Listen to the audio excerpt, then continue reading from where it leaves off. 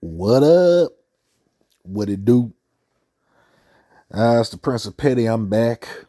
Got another video for you guys today, tonight, whenever y'all seeing this. And god dog, judging by who's on my screen right now, I'm sure you all see it. Man, this is gonna be a doozy of a video right here. We got Mr. 17-year-old Karmelo Anthony, no relation to the NBA baller, of course. And my man here, he stabbed someone, another 17-year-old of an opposing school named Austin Metcalf. That is a very weird last name, but we're going to talk about it. First, let's get some content warnings out of the way, and we'll jump straight into the news because I have a lot of stuff to go over, things that's being glossed over, things not being addressed, things that's just going ignored, wrong Facebook posts. I got some content today. So let's knock out these warnings. Then we're going to jump into the news clips. And I think I might have a couple other videos from TikTok and Instagram or what have you. But let's hop into it. Warning. The following may contain language that may not be suitable for younger viewers. The following content will contain advent use of the word nigga. I wake up every morning and say it 100 times. It makes my teeth whiter. Also, among other possibly harmful language. Viewer discretion is strongly advised. Fair use, fair use, fair use. Federal law allows citizens to reproduce, distribute, or exhibit portions of copyrighted motion pictures, videotapes, or video discs under certain circumstances without authorization of the copyright holder. This is called fair use and is allowed for purposes of criticism, news reporting, teaching, and parody, which doesn't infringe of the copyright under 17 USC 107.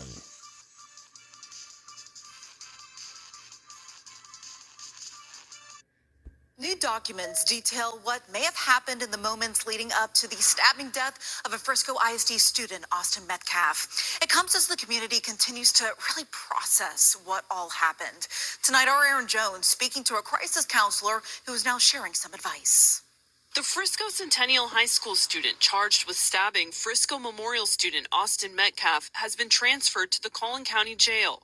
Arrest documents state 17-year-old Karmelo Anthony was sitting under Frisco Memorial's pop-up tent at a track meet Wednesday morning. Metcalf told Anthony he needed to move. Then Anthony grabbed his bag, reached inside, and said, quote, "Touch me and see what happens." The documents say a short time later, Metcalf grabbed Anthony to tell him to move, and Anthony stabbed Austin once in the chest and then ran away. Later telling an officer at the scene, "I'm not alleged, I did it. He put his hands on me, I told him not to." Anthony's bond was set at $1 million. Legal expert Philip Linder weighing in. If there is no evidence of the young man who died having a deadly weapon or threatening to do serious harm to this kid, then he has no business using a knife. And so there will be no self-defense claim that he could really urge. Metcalf's father tells us his son's twin, Hunter, witnessed what happened that day and tried to save his brother's life. I need my son back, but that's not possible. All I can ask for is just pray. Arrest documents show more than 30 students and coaches are also listed as witnesses to the violent death. There's a likelihood that there will be post-traumatic stress. Veronica Seitz, a trained mental health crisis counselor, says anyone in need should be getting counseling to cope with their feelings. So that they know and see and experience that they are not in this alone. Give them space to talk if they are open to visit. But also pay attention to things if they've lost their appetite, if they're having disruptions to sleeping. Frisco ISD has counselors on hand for any students that need to talk. The death of a The death of a 17-year-old student athlete in Frisco has led to a lot of rumors and division on social media. The incident happened Wednesday at a UIL track meet. Police say Austin Metcalf from Memorial High School was stabbed and killed by Karmelo Anthony from Centennial High. My son is not here anymore, and I don't understand it. While the Metcalf family grieves Austin's loss, Carmelo's family faces a challenge of their own. Their personal address has been exposed. They have received graphic and racist threats. The Next Generation Action Network, a civil rights organization, is the Anthony family's advocacy representative. The disinformation that is going online is hurting this case. Austin Metcalf and Karmelo Anthony did not know each other. Today, their founder, Dominique Alexander, met with the Frisco Police Department after questioning the thoroughness and fairness of this investigation. Karmelo Anthony has a right to a fair trial, unbiased, and removed of racial hate and bigotry. The conversation lasted about an hour. Frisco Police declined an interview with us after the meeting, but in a written response to NextGen, the city manager said they have regular communications with the Anthony family and are working to ensure their safety. They also defend their investigation, saying they'll continue to interview people who were at the track meet, and it is their responsibility to separate fact from speculation. They were able to come to me and be very sincere about it. I feel comfortable right now, but we have to see. In Dallas, I'm Tiffany Liu. Welcome back. Now for what's trending in true crime. Authorities are warning of misinformation deliberately being spread online in the case of the stabbing death of a high school student who was killed at a track meet. 17-year-old Karmelo Anthony is currently charged with first-degree murder in the death of Austin Metcalf. Now, he's being held on $1 million bond, and police say that Anthony told them that he did it and asked officers if it could be considered self-defense. So now police are warning that there's incorrect and possibly very damaging information being spread online about the incident. So we're asking, what kind of effect can fake information have on a case? Let's talk about it. Let's bring back in attorneys Mario Gallucci and Randolph Rice. Mario, to you first, please. Your thoughts. So, I've been doing this over 3 decades, and social media has now become one of the number one impediments to picking a jury. People hear things on social media, they go running with it, and it's the job of the judge now during jury selection to ensure that the people that are reading it or following it or doing whatever they're doing on social media are not chosen to be on your jury. The evidence is coming from the chair that's in the courtroom, not from Facebook, Instagram, and TikTok. Right. You're so right, Mario. And sometimes, and I often encounter this with my job, because when people meet me or friends and loved ones who know me, they want to talk about cases, and they'll say, oh, I saw this. And I'll say, that's not true. Where did you see that? Oh, I saw it on TikTok. Some creator said it. Well, they made it up. That's not true. I can tell you can take what I'm saying to the bank. And it just shows you how powerful now, to your point, Mario, social is. Randolph, your thoughts on this, please weigh in if you would. Yeah, I think Mario is exactly correct.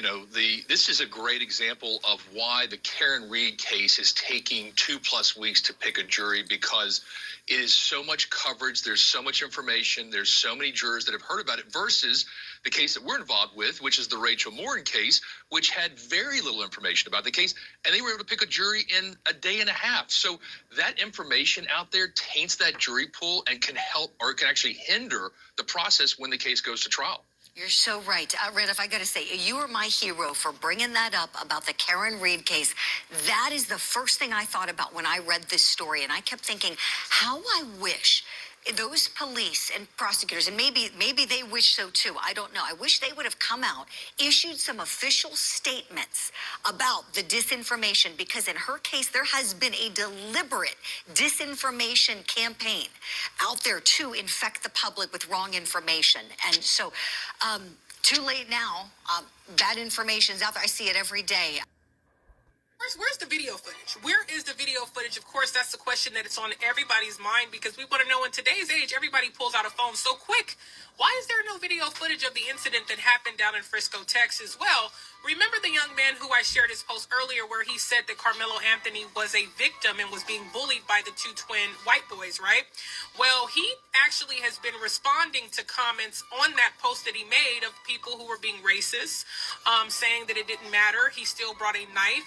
Well, this is what he says. Allegedly, there is a video. He says those kids were bullies. They attacked one person, outnumbered him. What was he supposed to do? Oh, but I forgot. It's only self-defense when it's convenient for you. It's called stand your ground. He said there is a video. You'll see it in court. Just wait. Stop letting race-baiting headlines cloud the truth. This isn't about color. It's about right and wrong. These kids were bullies. They attacked and outnumbered him, which is really interesting because now we know, wow, there is video footage. And he's standing 10 toes down that this video footage is going to exonerate Karmelo Anthony. So I really wanted to come on here and talk about the Karmelo Anthony situation, bro. So this is what I'm hearing from my point of view. And if I got a mistake, go ahead and correct me in the comments. I'm not tripping. So a black male was sitting under a tent in the opposing team side. Two people came and confront this black dude and tells him, hey, you need to move. You're not supposed to be on this side. Bro didn't move. He stayed there for whatever reason. I don't really know. These two kids decides to punch him, break his phone, and beat him up. The black male proceeds to take a weapon out of his backpack and use it for whatever reason. Keep in mind, I did say two people came up to this one individual. Two. So now let me get to my standpoint of what I see. This really hurts me to say this, bro, like dead ass serious, bro.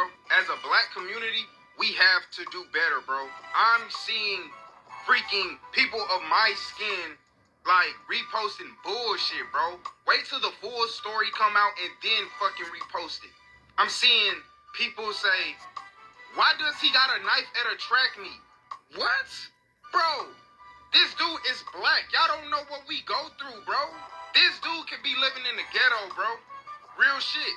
In a world where George Zimmerman walked free for going out of his way to kill an unarmed innocent black teen for walking in a neighborhood, when Curtis Reeves walked free for shooting someone because they threw popcorn on him during an argument, when Daniel Perry walked free for going out of his way to kill an unarmed homeless man, when Kyle Rittenhouse walked free for going out of his way to cross state lines to shoot protesters, I refuse to have sympathy for a white kid who started a fight that he couldn't finish.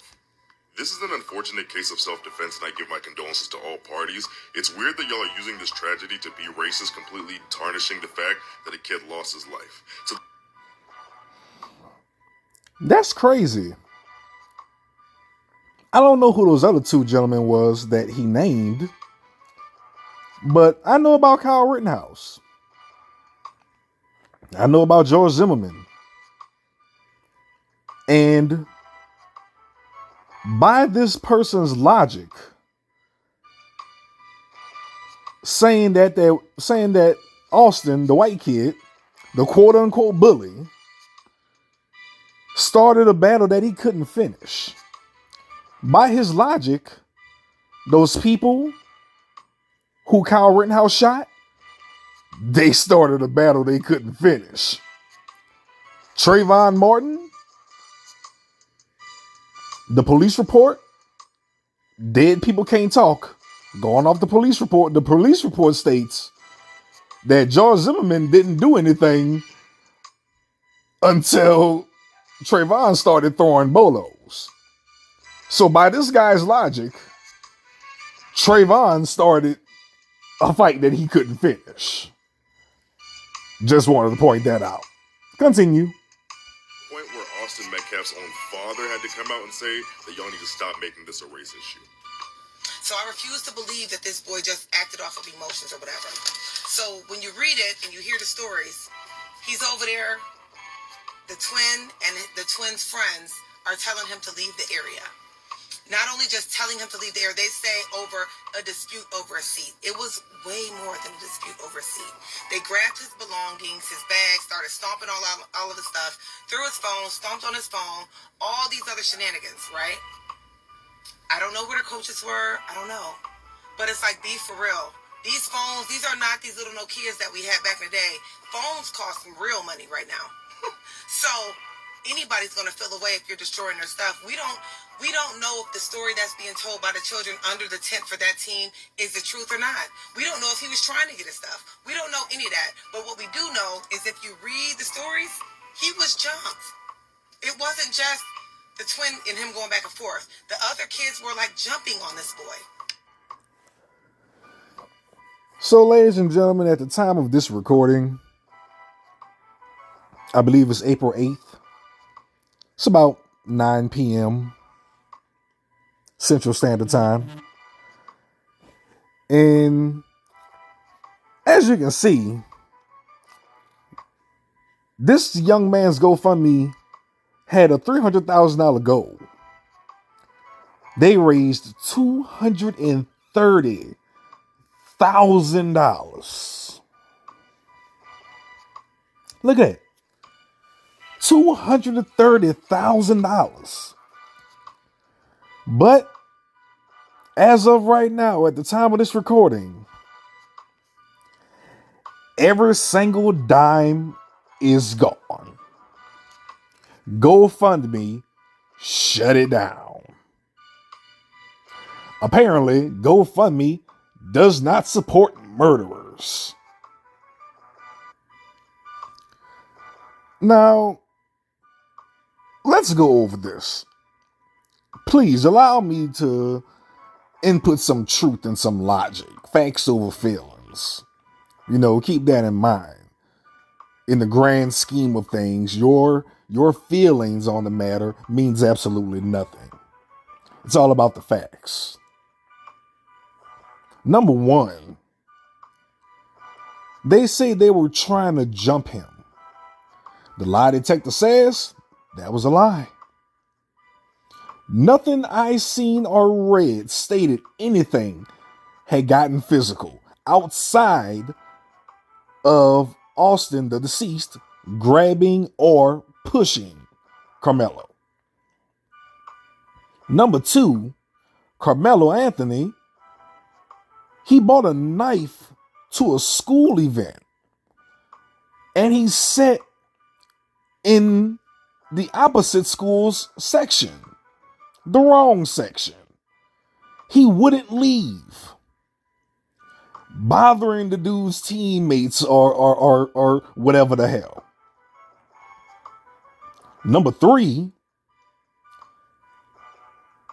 how does a person claim self-defense after uttering the words, "Touch me and see what happens,"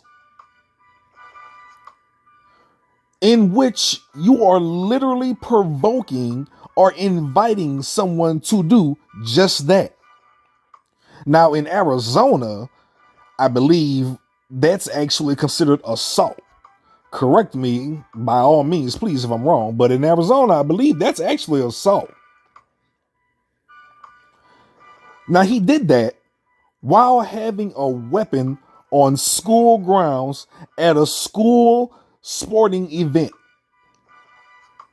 All the while, said event you're not even supposed to be at.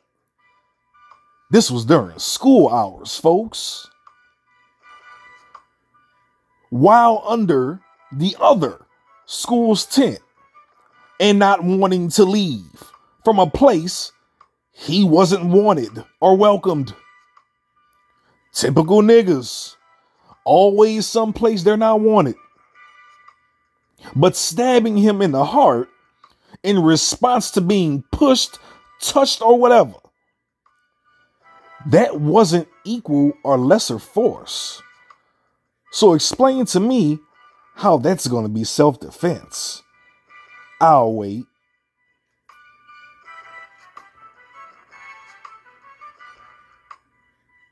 Exactly. No one is going to point out how this little dude killed someone because his little fear wings was hurt. Them wanting him to move and hemming him up, hacking him up, hurt this little soft ass nigga ego. That was not worth a knife impaling one's chest and one's heart. People are out here defending murder. Like, be for real. This young man had a father in his life. We all apparently know how rare that is in and of itself. What the hell was Pops teaching this dude? Because I damn sure wouldn't teach my son to pull out a knife and add to the violence that black people are thought to be known for. That's counterproductive. Teach your son to not be a statistic. Teach your son how to damn fight. Plus, he didn't even go to the school. He was there with the opposing team. You mean to tell me he sat down and didn't recognize a single soul where he was sitting? He passed some words. White boy tested his gangster, bruised his little vaginal pride. He stabs the dude in the heart. Let's talk about it. In Texas, there's a stand your ground law. Texas is a stand your ground state, meaning you have no legal obligation to retreat before using force to defend yourself if you are in a place where you have a right to be and are not committing another offense. Technically, he wasn't in a place that he had the right to be. That was for the other school. That side of the field was for the other school. You didn't have a right to be there, sir, because you didn't go to that school. And he was already committing another offense by having a weapon at a school sporting event. That's illegal. But I'll continue. This says proportional force. The force used must be proportional to the threat faced. You cannot use excessive force. Going on with deadly force, you can use deadly force to protect yourself or others from imminent death or serious bodily injury, or to prevent the commission of certain violent crimes like aggravated kidnapping, murder, sexual assault, aggravated sexual assault, robbery, or aggravated robbery. There you have it. Don't look like he's going to be getting a self-defense plea. Says here, Texas law does allow for self-defense, but the use of force must be reasonable and proportionate to the threat. Austin didn't have a weapon. He pushed him, or should I say, he said, touch me and see what happens, so Austin touched him. That wasn't grounds for you to stab him in the chest with a knife. It says here, school districts can also adopt policies prohibiting students from possessing certain items, including knives, on school property or while attending school-sponsored events. Need I say more? That's not self-defense. No matter how you spin it, it's not self-defense. Because if he was pushed, he then had enough time to reach in his bag, get the knife and stab the dude after the fact. That's not self-defense. Now, if he already had a knife in his hand and he was pushed, okay, yeah, we're talking self-defense. You already got the knife in your hand. Dude and already saw it. He pushed you, you stab him. Okay, well, I mean, yeah, that can still be debatable. But nonetheless, you got a better chance at claiming self-defense for something like that. But Karmelo stabbing him was not equal nor proportionate force. That was an escalation. Also, not a single account stated he already had the knife in his hand. Apparently, he had his hand in his bag. So nobody couldn't really say exactly what he was getting ready to pull out or what he was getting ready to do. Antagonizing the white boy, Austin, to basically leap if he was feeling froggy. Either way you spin it, he had time between those two actions. So what? Austin hurt this little dude's feelings. Everybody standing around, he goes into his bag, pulls out the knife, or even if he was just standing stationary, and he just had his hand in his bag waiting to be touched, waiting to be pushed, I'm pretty sure everybody backed up. Nothing else happened. So what? Dude touched him and he just thrusted and stabbed the dude in the chest? That's not self-defense. And even if it was, let's just say for the sake of the argument, it was self-defense. This case here is different from the case in Florida where the old man was pushed down and he shot the man who pushed him while he was sitting on the ground, damn near in the fetal position. That old man, he felt his life was in danger. He was old. He was damn near crippled. They were outside in the hood, in the street. This dude here, Karmelo, he's young. He's very fit. Fully capable of fighting. And the prosecutor's argument will easily be, why did he have a knife on school grounds? Why did he cut school to go to this track meet? Why was he even there? Because remember, this was during school hours and he himself was not competing. So what was he even doing there? And was a push or grab really worth him stabbing someone in the chest, in the heart to kill him? Deadly force. Was deadly force really needed in that instance, taking in consideration of witness accounts? You know? Because rest assured, if the roles were reversed and a white boy came set on the wrong side of a high school basketball game, gets confronted like, who are you? You don't go to this school. You on the wrong side. And he stabs your black family member, it would be deemed a hate crime. Stop me when I told a lie. Why was he even there? He didn't even go to that school. This case is like a teacher at the most dangerous school ever, the most dangerous school in the United States. A kid assaults this teacher and gets shot. Nobody's gonna take the teacher's side. Why did the teacher have a gun on school grounds? That would be the first thing y'all ask. God damn, I'm good at what I do. Stop me when I told a lie. This case here, this is not the hill to die on. Show me the school where it's legal to have a weapon on school grounds. Show me the track and field meet where it's smiled upon having a weapon at a school sanctioned event. Show me the school where a kid should die over a fight. You can't. Y'all choose the worst hills to die on. I'm talking about you black folk.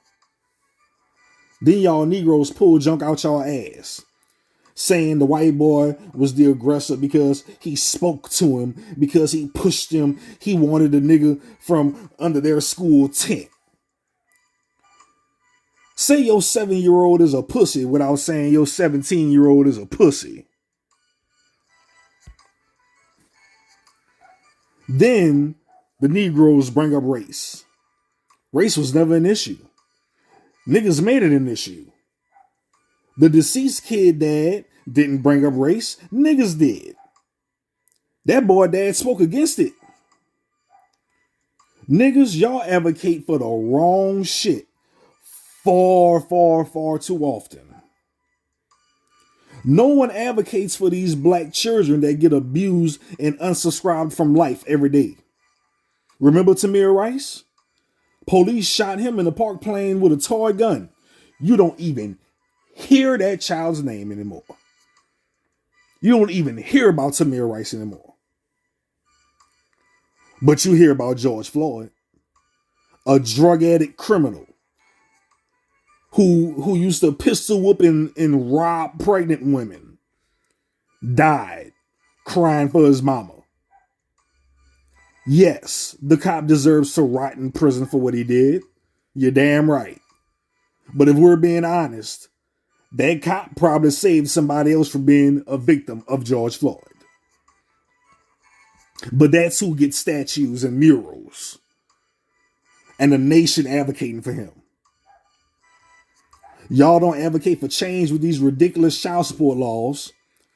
Y'all didn't donate to the GoFundMe I seen of a man just trying to get money for a lawyer and to get an apartment to fix his life for the sake of his child some years back. I remember that. He was laughed off the platform. But y'all come together to raise money for the representation of a wuss who is afraid of a confrontation. Y'all didn't raise money for this. When did that Bourbon Street attack happen? New Year's? What are we in? April? This screenshot of this GoFundMe was taken this same day that Karmelo Anthony's GoFundMe was taken down. Y'all didn't donate for this. That's crazy. The cop who shot Michael Brown was literally alone. He had to wait for backup after the shooting in a black neighborhood full of witnesses. No one did anything. There was absolutely zero reason for that cop to have made it out of that hood alive after what he did. If you niggas were as real as you claim to be. If you niggas were as real as you claim to be, George Zimmerman wouldn't be walking around free as a bird. None of you niggas trying to hunt him down. Not a soul. Kyle Rittenhouse. Even though I agree with what Kyle Rittenhouse did, that was a prime example of self-defense. Y'all talk smack about that young man, but still didn't do a goddamn thing about it. My point being, niggas come together for the wrong reasons. I say this every time something like this happens.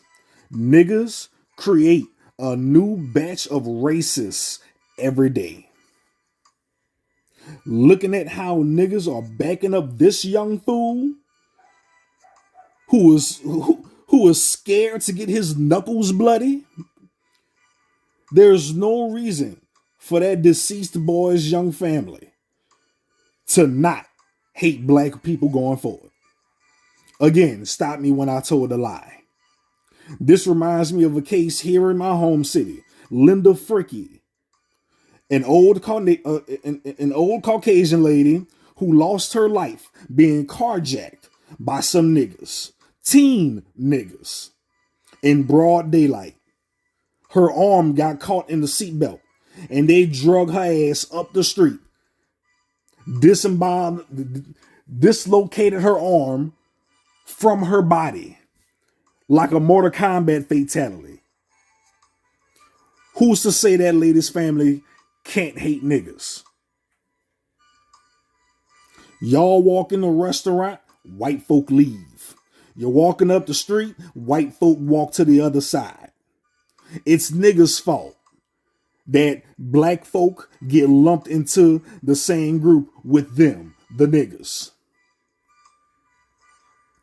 You motherfuckers are retarded and should all be ashamed of yourselves. If you donated to that GoFundMe, you ain't shit. Backing a murderer, backing a pussy, I haven't read a single article, not a single police report, not a single news segment I saw said that he was attacked or being jumped on and that it was self-defense, outside of self-defense being a mere claim. And I'm gonna say this junk here live on YouTube for it to be accessible to the entirety of planet Earth. When my daughter gets to be of age, I'm gonna tell my daughter, you better not defend yourself and kill somebody. At least without making sure your T's are crossed and your I's are dotted. Daddy can get you out of a traffic ticket, a police chase, a drug charge. I can't save you from a murder stint. You better make sure you 190% in the right. Because when the police show up, your story has to make sense and it better corroborate what witnesses said. Otherwise, you're going to jail. I would tell my daughter that. I would tell anyone that. In this case here, there's a reason these charges hasn't been dropped yet. To all you slap nuts out there, there's a reason. His story didn't match what the others said they saw. Period. Just like the man from that Apple River stabbing, wherever it was, that man was defending himself. It was literally on video. The whole thing, start to finish. He was even attacked first in video. But because they said he should have left, the law said he should have left and went on about his day, he's now going to die in a cell. So keep in mind, all this money y'all raised for this dude, for this little defiant knucklehead's defense was going to just end up in his commissary. It was just going to end up on his books. But I guess that's not even going to happen now because they took the entire GoFundMe down and they're refunding all y'all dumbasses y'all money. Well, remember the young man who I shared his post earlier where he said that Karmelo Anthony was a victim and was being bullied by the two twin white boys, right? Well, he actually has been responding to comments on that post that he made. Now, remember this chick from earlier in the video? She's claiming that there's video footage of this. And that claim is coming from a Facebook post that apparently has gone viral since the stabbing. And it stems from this gentleman here on the screen. Well, not that guy, but the stabbing guy, but Mr. Kevin Hayes. The guy from Facebook in the Facebook post. That Facebook post, those allegations stem from him. This is an article that I found. Mr. Kevin Hayes apparently is a relative, allegedly. And he wrote on Facebook saying that Karmelo was defending himself against violent aggressors, end quote. He called the victim, Mr. Austin, and his twin brother, he called them bullies. Said they tried to quote unquote jump Karmelo. And then he claimed that they tried to take Karmelo's belongings, they broke his phone and they stumped on his phone. As you can see, Mr. Attorney Mike Howard, he agrees with me. That's an attorney. He knows the law. Says a person claiming self-defense cannot provoke the incident and then claim self-defense when they act. Did Karmelo not say, touch me and see what happens? That is provocation. Here's that Facebook post I was talking about, Mr. Kevin Hayes. The truth about Karmelo. It's normal for students from different schools to gather under another school's tent. Karmelo had friends there. He wasn't trespassing or looking for trouble. Sir, he came to a track meet with a knife. He was expecting something to pop off. Not a single report stated that he was under that other school's tent with Austin and his twin brother? Not now reports state that he was under that tent talking or befriending anybody. He was just there existing. Nobody said he was there with anyone. Nobody stated he was talking to anyone. So what friends did he have under that tent? He goes on to say, number two, the claim that one of the twins had never seen Karmelo before is a blatant lie. Again, I haven't seen not NAD report, not NAD news article, not NAD news report that stated that they knew each other. Says here, number three, no student has the right to remove another student from a school-owned tent. The school owns the tent, not the twins.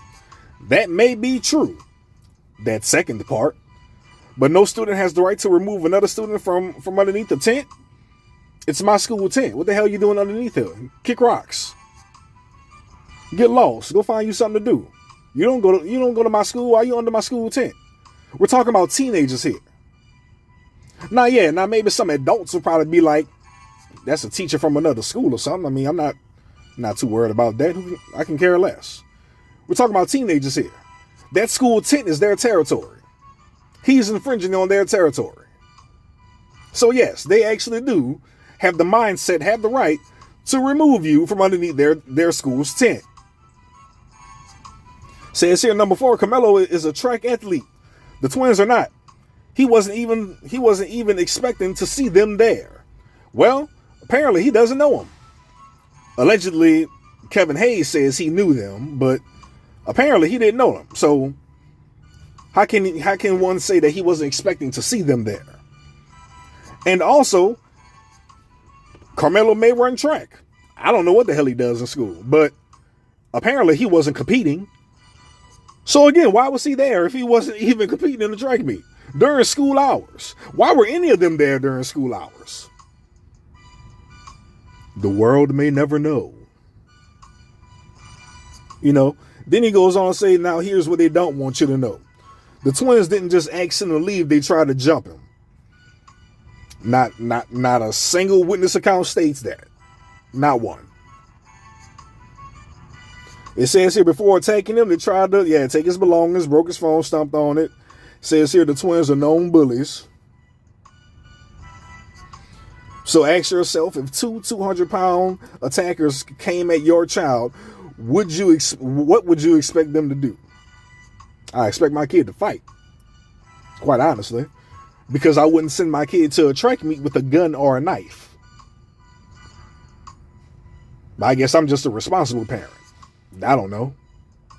But this is the post. By all means, please pause y'all screen. You can read it for yourself.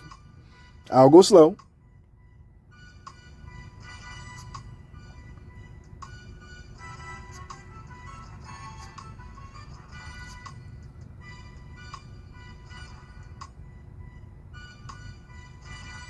And of course, let's talk about who Karmelo really is. Of course, they make the villain out to be a saint, a respectful, well-mannered young man, a 4.0 student with multiple college offers, a kid with zero criminal history, not even a blemish. So we're just going to ignore the fact that he got in trouble before at school for bringing a knife. Gotcha. A son raised in a loving home by parents who taught him from right from wrong. Clearly not, because he was caught before with a knife. He brought a knife again to a school track meet and ended up killing somebody. Good job, parents who taught him right from wrong. Good job. This is crazy.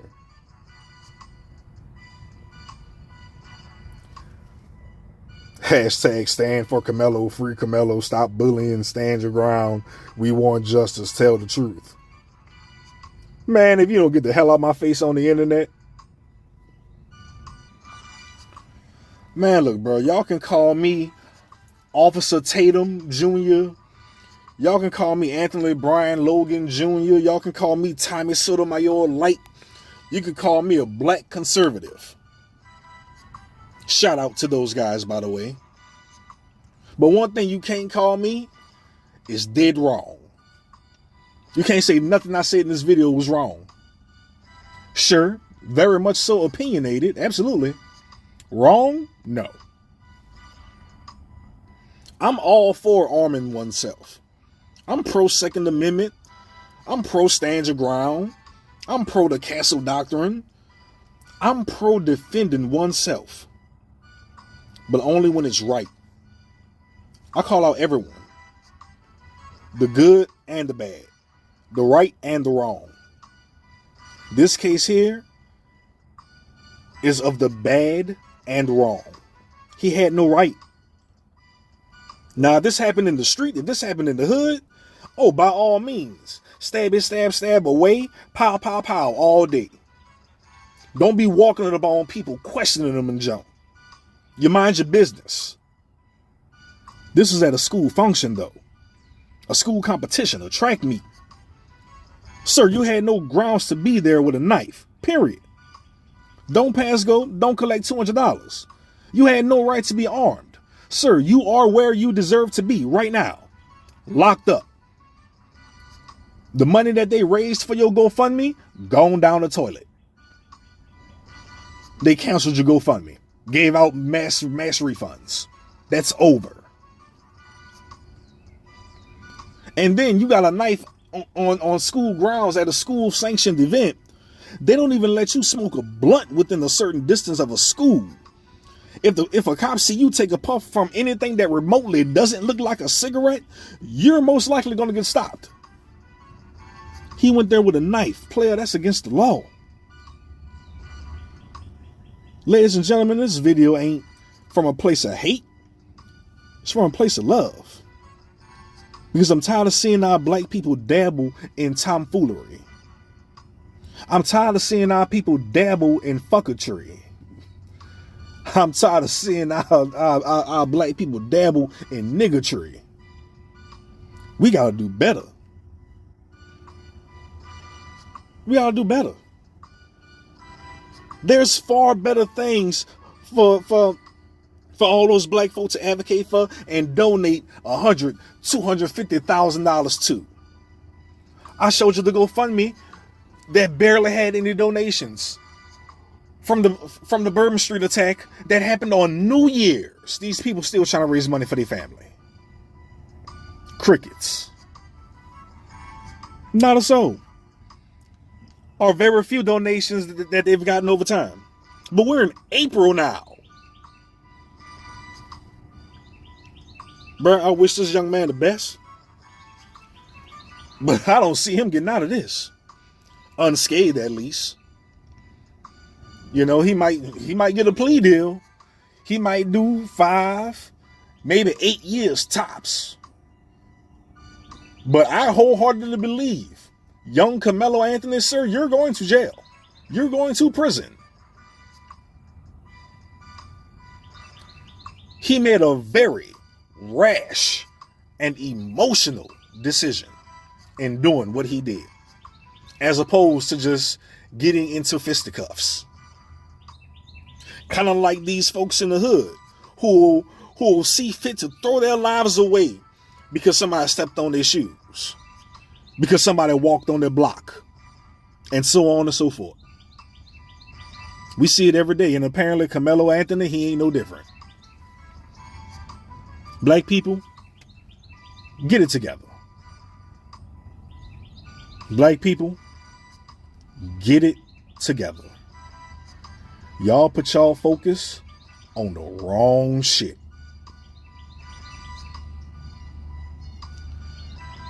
I've been the Prince of Petty. Let's see how much hate this gets me. I'm out, y'all. Deuces. God, I pray this comes out right, because I would hate to have to record this again. Jesus Christ.